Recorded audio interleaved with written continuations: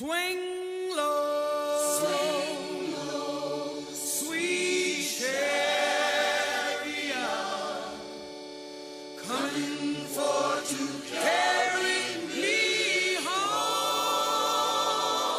Swing low, sweet chariot, coming for to carry me.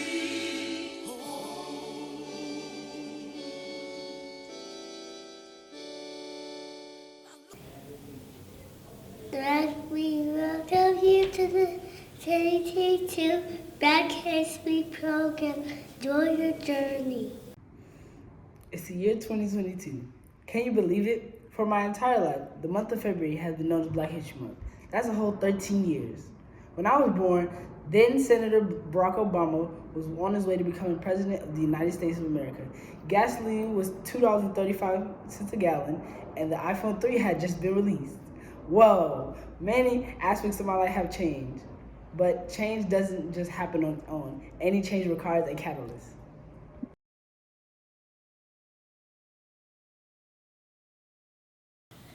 We celebrate the accomplishments of Black people today because of one man, Dr. Carter G. Woodson. Dr. Woodson launched Negro History Week in 1926, chosen in the second week of February between the birthdays of Abraham Lincoln and Frederick Douglass. Woodson was convinced that the history of Black Americans was being ignored and misrepresented. 50 years after the first celebration, the first official observance of Black History Month came in 1976 when President Gerald R. Ford urged Americans to seize the opportunity to honor the too often neglected accomplishments of Black Americans in every area of endeavor throughout our history. However, it was not until 10 years later, in 1986, the first year of the celebration of Dr. Martin Luther King's birthday, Congress designated February as National Black History Month. Because of Dr. Woodson's determination and fortitude, Black History Month exists. This year's national theme is Black Health and Wellness. We want to honor scientists, athletes, healthcare professionals, influential poets, inspirational clergy, and countless others for their examples of Black excellence, which aids in our physical, mental, emotional, and spiritual healing. We seek to spotlight the accomplishments of those who believed they were alone. Today, we demonstrate our gratitude to our ancestors, our forefathers, and trailblazers. Their influential presence, past and present, has shaped our lives. Today, we acknowledge their legacy. In the words of Dr. Maya Angelou, we delight in the beauty of the butterfly, but rarely admit the changes it has gone through to achieve that beauty. Through our expressions and reflections, we invite you to join us in acknowledging the horrific trials and significant triumphs while celebrating the beauty born as Black culture. I am Black History. Lift every voice and sing till earth and heaven ring with the harmonies of liberty. Let our rejoicing rise high as the listening skies. Let it resound loud as a rolling sea. Sing a song full of the faith and the darkness has taught us. Sing a song full of the hope that the present has brought us. Facing the rising sun of a new day begun. Let us march on till victory is won.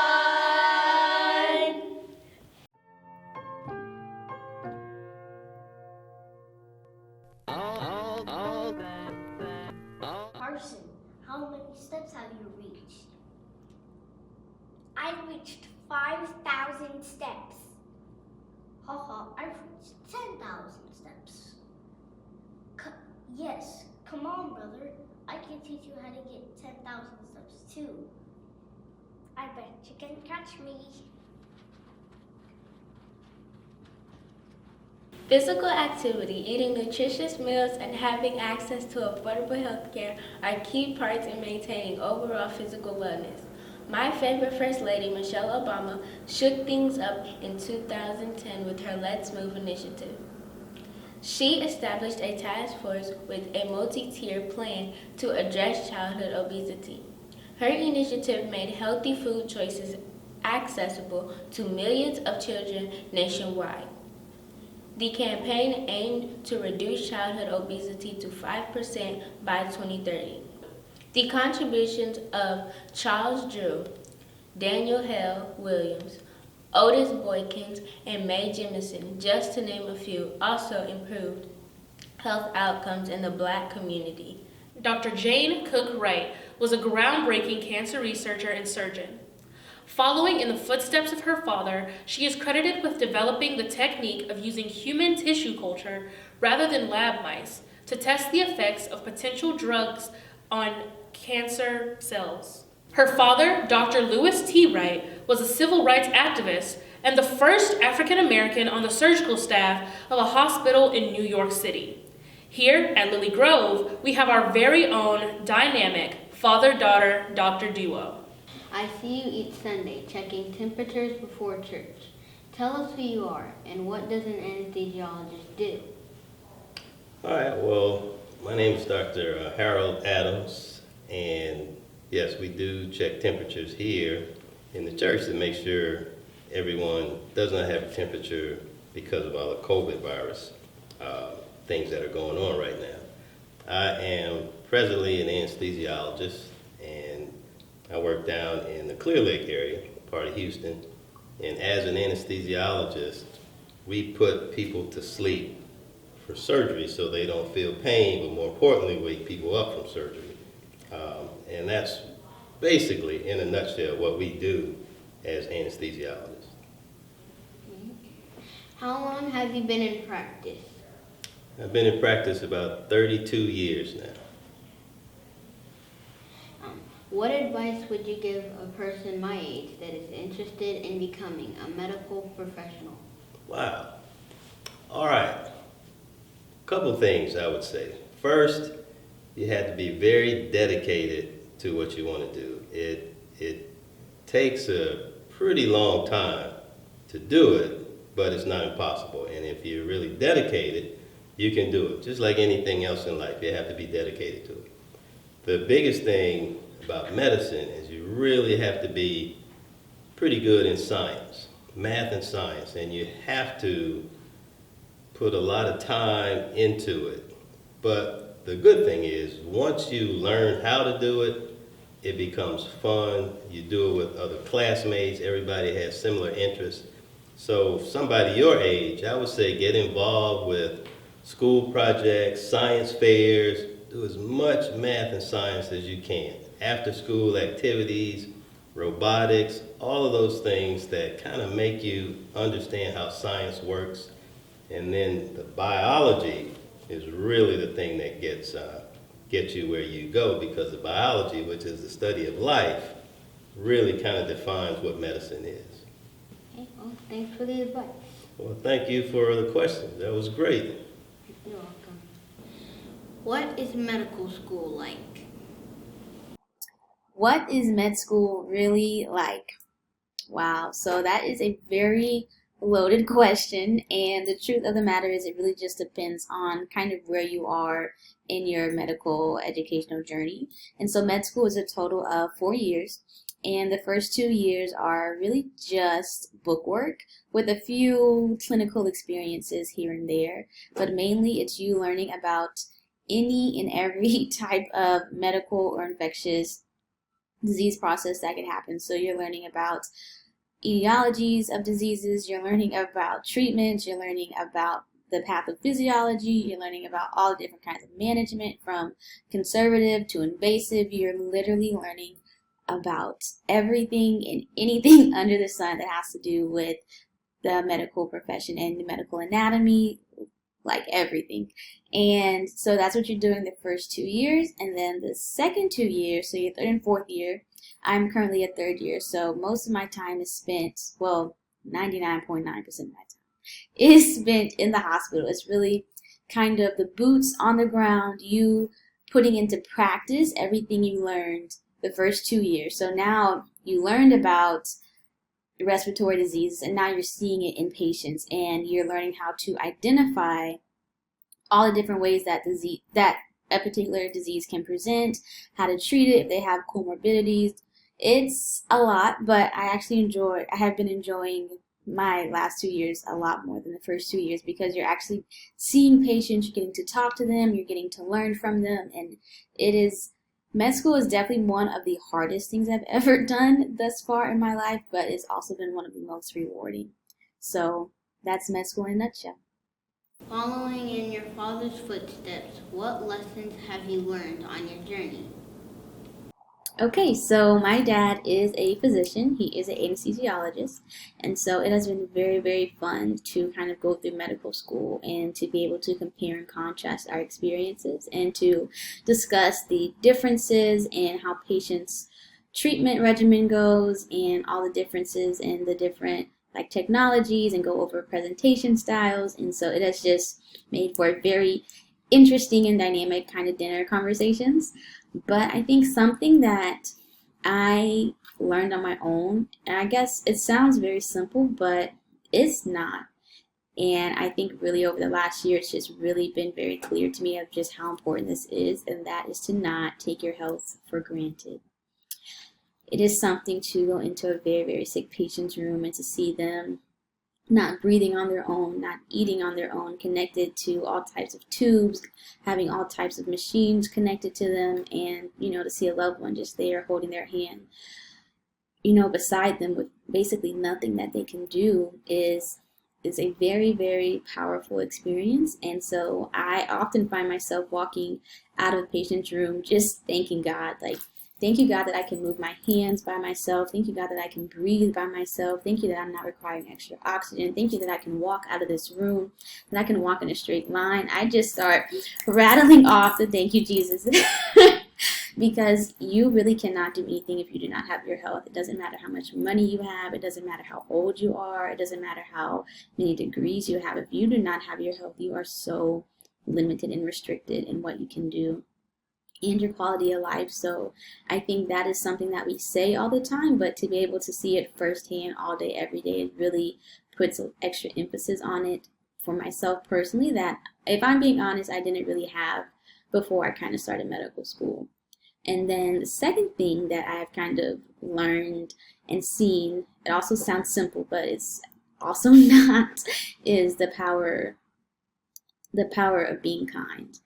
You see patients and they're in very, very vulnerable states, whether it's a mom giving birth, whether it's a patient waiting for a test result, whether it's a patient just being in the hospital by themselves, which is happening a lot just due to COVID. It's something because they're just in such a high level of vulnerability. And so to be able to come back and show them kindness and to say, hey, I'm with you, you're not here by yourself, to hold their hand if they're going through a procedure. If you can just give them a smile and just talk to them, you would just be amazed at how much they appreciate that and how powerful that simple kindness is. And it's free. It doesn't cost us anything or anyone anything to be kind or to lend an extra hand. And so I think definitely being in the hospital has shown me just how powerful and how meaningful that of just being kind, how much it can mean to patients and other people. How do you relax when you are stressed?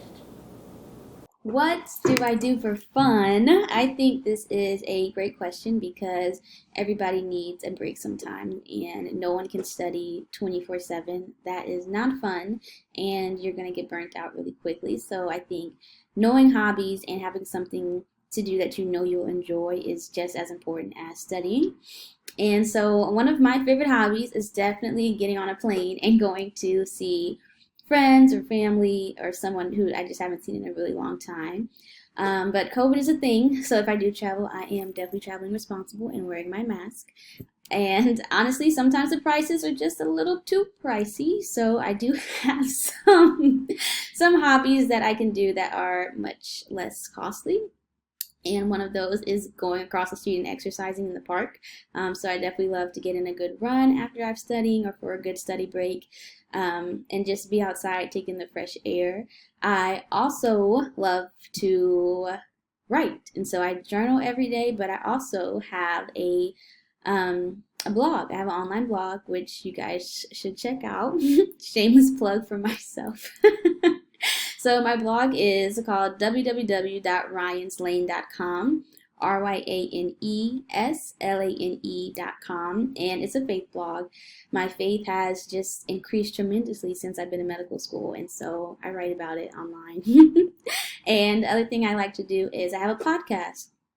So I have a podcast. It's called the Balanced Ryan Podcast. You can find it anywhere you listen to podcasts. And it's just talking about all the different ways that people balance their lives, because med school has definitely made me have to be very intentional on what I prioritize in my life. And so I just talk to everybody, all my friends, all my family, and some random people too, on how they balance their lives and how they do it effectively, and any tips they have for other people. And so between doing all those things, I have a healthy amount of breaks that I take, and it just makes me much more refreshed when I come back to get back to studying. So that's what I do on my breaks.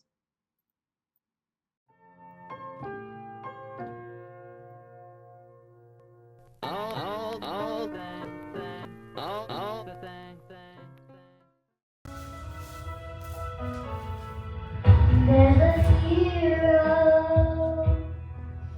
If you look inside your heart, you don't have to be afraid of what you are. There's an answer.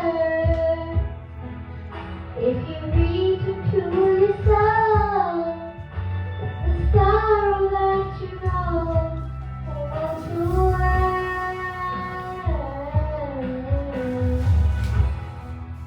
Then a hero comes along with the strength to carry on, and you cast a fear aside, and you know you can't survive. So when you feel like hope is gone, look inside you and be strong, and you'll finally see the truth that a hero lies in you. Lord knows dreams are hard to follow, but don't let anyone tear them away.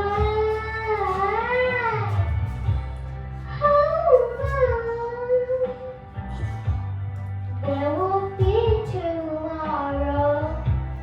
Each time you'll find the way.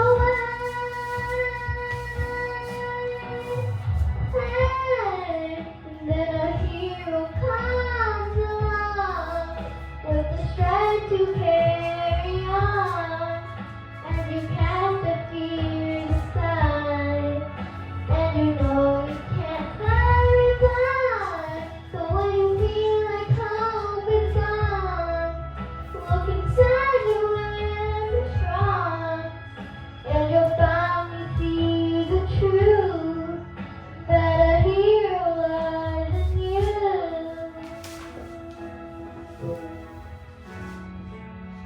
That a hero lies in you.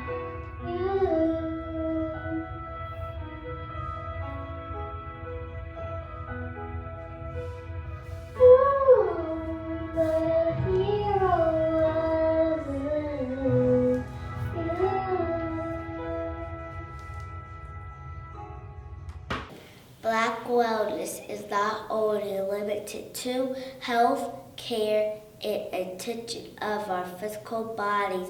Black wellness extends to our mental and emotional well-being.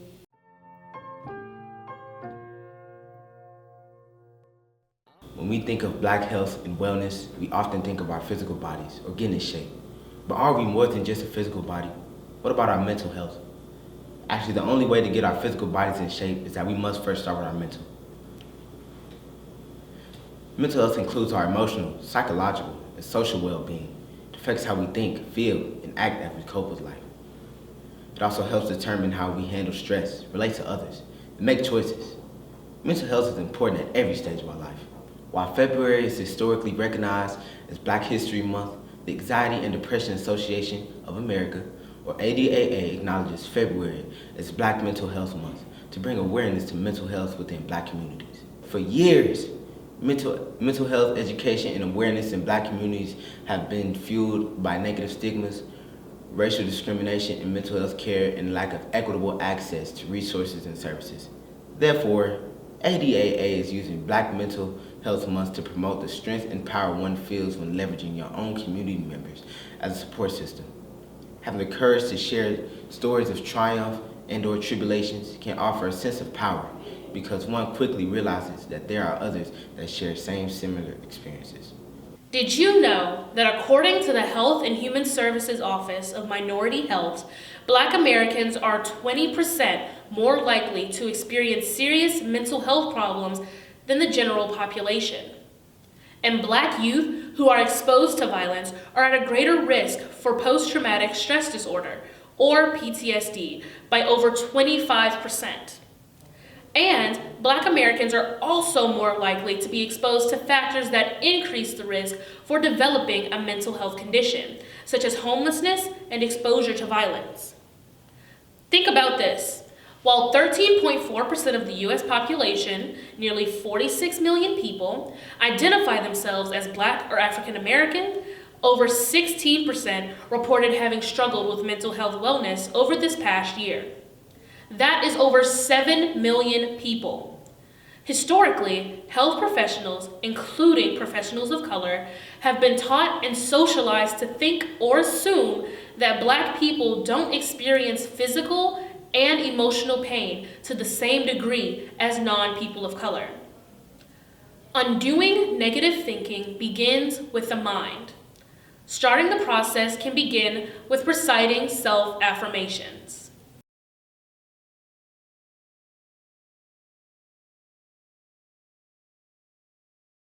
Hey Black child, do you know who you are, who you really are? Do you know you can be what you want to be if you try to be what you can be? Hey Black child, do you know where you're going, where you're really going? Do you know you can learn what you want to learn if you try to learn what you can learn? Hey Black child, do you know you are strong? I mean really strong. Do you know you can do what you want to do if you try to do what you can do?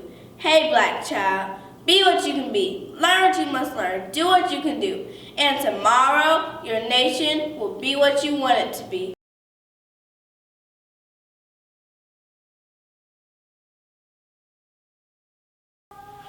I'm determined to be somebody someday, by Herbert Brewster. The present conditions of dark circumstance may make it appear that I have not a chance. The odds may be against me. This fact I admit. I haven't much to boast of, just a little faith and grit. In spite of the things that stand in my way, I'm determined to be somebody, someday. There's no royal blood coursing in my veins. No good family background for me remains. I haven't had as many chances as others have had. My living conditions have been kind of bad. But it makes no difference what folks think or say. I'm determined to be somebody, someday. Some may think that I have a poor start. Well, maybe I have, but I'll handle that part. At the end of each round, I'll be on my feet, for there's something in me that's too hard to me. The fight may be tough, but I'm in it to say, for I'm just determined to be somebody, someday. There's truly somewhere I'd like to go. There's certain some things that I'd like to know. There's truly some things that I would like to see, and something special I'd like to be. Let others do what they will or may, but as for me, I've just got to be somebody, someday. As a member of a once-time charting race, to the courts of heaven, I will win my case. I know that Jehovah, the judge of the bench, though men may curse, deride, and lynch. My blood will cry from the ground and say, though you slay me, I'll be somebody someday. My head may be bloody, and my skin may be black, but nothing shall throw me off my track. I'll climb the ladder round by round, until my feet strike higher ground. And when I do, just remember what I say. I'm determined to be somebody someday. It is not an easy change or adjustment, but it begins with unlearning those stigmas and becoming educated on the real definition of those health conditions. It first begins with understanding that your mental health is one of your greatest assets. It helps you focus at work, at school, overcome obstacles, get along with the people around you, get well, and most importantly, stay well. Our mental health is in constant, regular, and repeated change on a daily basis. Many things can impact our mental health and wellness. Therefore, we must learn how to promote a healthy mental wellness. Here are some ways. Step 1, connect with others. Develop and keep strong relationships with people who will support you. Step 2, play and have fun. Make time for everyday enjoyment. Be silly and laugh. Laughter can recharge you. Step 3, ask for help. Everyone hits bumps in the road. Ask for help and advice. Step 4, take care of yourself. It's easier to feel happy if your body feels good. Exercise and eat right. Physical and mental health are tied together. Be good to your body. Step 5, rest. Sleep restores both your mind and body.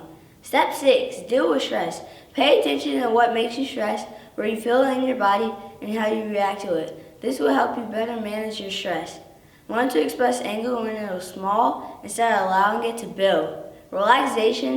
Breathing can help. Step 7, think about today. Too often we are thinking about the past or planning for the future instead of living in the present. Focus on living in the moment. Step 8, give back. Volunteer for a cause or an issue you care about. Step 9, challenge yourself. Learning for a new skill or set a difficult goal. Try something different. Learning improves your mental fitness. Step 10, memorize positive self-affirmations. Affirmations will give you a sense of identity and reinforce who you are.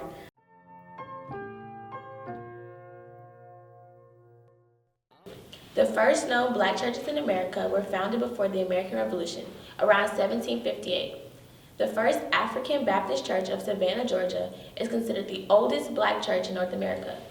Black churches were the first institutions built by black people, independent of white society. Henry Louis Gates Jr. says, "For a people systemically brutalized and debased by the inhumane system of human slavery, followed by a century of Jim Crow racism, the church provided a refuge, a place of racial and individual self-affirmation, of teaching and learning, of psychological and spiritual sustenance, of prophetic faith, a symbolic space where black people, enslaved and free, could nurture the hope for a better today and a much better tomorrow. The black church has influenced every chapter of our collective struggle." Elements of the black church service often include devotional prayer, congregational and choir singing, and the minister's sermon. What is most unique to the black church worship experience is the call and response. Let's listen in.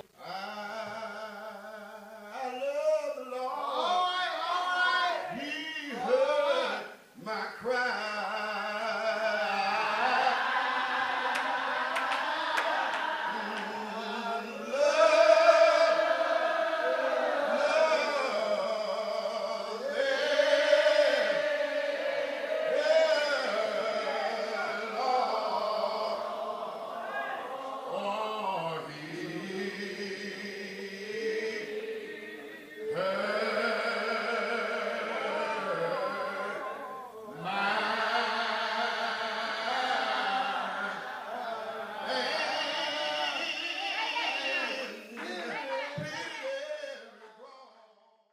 Psalm 23. The Lord is my shepherd, I shall not want. He maketh me to lie down in the green pastures. He leadeth me beside the still waters. He restoreth my soul. He leadeth me in the paths of righteousness for his name's sake. Yea, though I walk through the valley of the shadow of death, I will fear no evil, for thou art with me. Thy rod and thy staff, they comfort me. Thou preparest the table before me in the presence of my enemies. Thou anointest my head with oil, my cup runneth over. Surely goodness and mercy shall follow me all the days of my life, and I will dwell in the house of the Lord forever.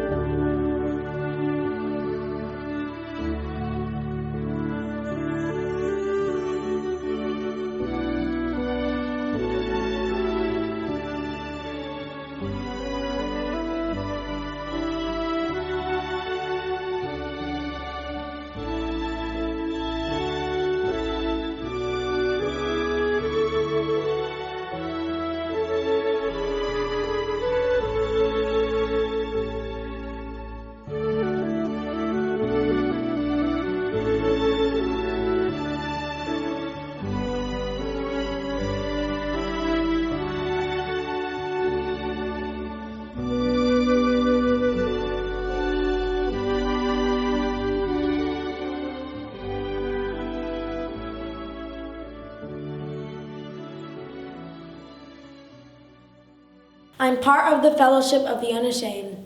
I have stepped over the line. The decision has been made. I am a disciple of Jesus Christ. I won't look back, let up, slow down, back away, or be still. My past is redeemed. My present makes sense. My future is secure. I'm finished and done with low living, sight walking, small planning, smooth knees, colorless dreams, tame divisions, mundane talking, or cheap living and dwarfed goals.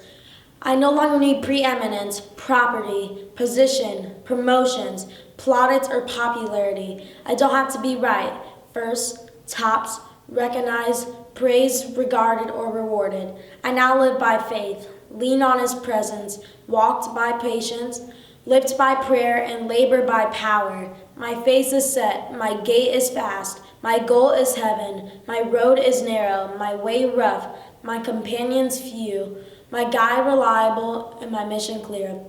I cannot be bought, diluted, or delayed. I will not flinch in the face of sacrifice, hesitate in the presence of the adversary, negotiate at the table of the enemy, or meander in the maze of mediocrity.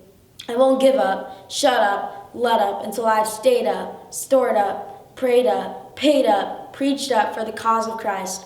I'm a disciple of Jesus. I must go till he comes, give till I drop, preach till all know, and work till he stops me. And when he comes for his own, he will have no problems recognizing me. My banner will be clear.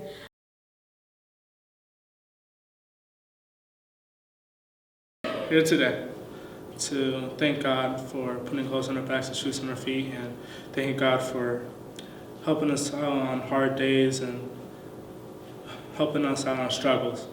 And thank you for the people in the past, the leaders, the fighters, the people who followed, the people who never gave up, the people who always never quit and always believed. We're here today to celebrate Black History Month and celebrate the greatness about history and how people led it, people fought. We're here today and say thank you for everything. Thank you for all the events, all the things we went, all the victories, all the success. And as we say it, in your name, amen.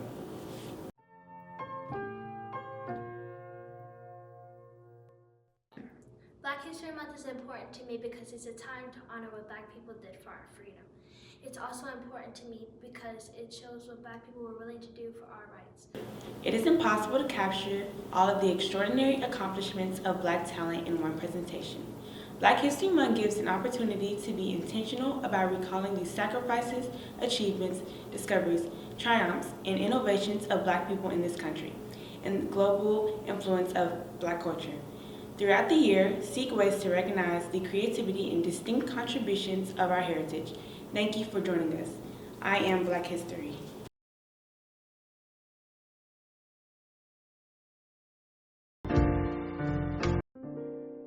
I am Black History. I am Black History. I am Black History. History. I am Black History. I am Black History. I am Black History. I am Black History. I am Black History.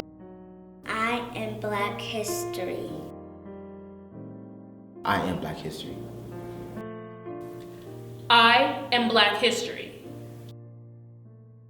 I am Black History. I am Black History. I am Black History. I am Black History.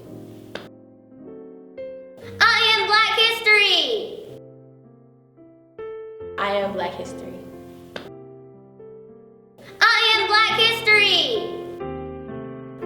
I am Black History. I am Black History. I am Black History.